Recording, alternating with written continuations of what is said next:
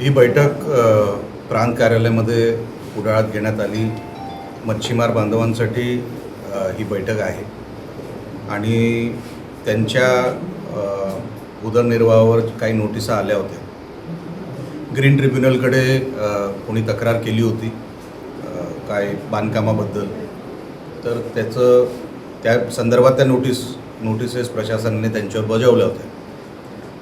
तर आम्ही मच्छीमार बांधवांची बाजू घेण्यासाठी इकडे आलो की त्यांचा जो उदरनिर्वाहाचा जो काही विषय आहे, ते जे काय बांधकाम आहे ते पक्कं बांधकाम कुठेही केलेलं नाही किंवा त्याच्यावरती मार्ग निघू शकतो.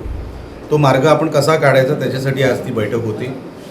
सन्मान्य प्रांत मॅडम असतील, सगळे अधिकारी अतिशय सकारात्मक होते.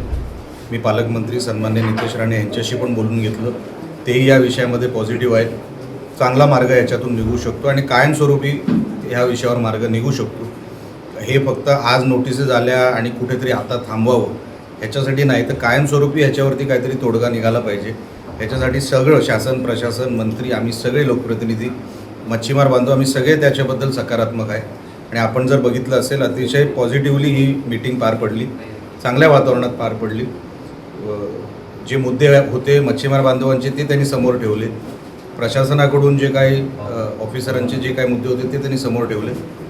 दोघांनाही एकमेकांचे विषय कळलेले आहेत. लवकरात लवकर ह्याच्यावरती मार्ग निघेल, माझ्या मनामध्ये खात्री आहे.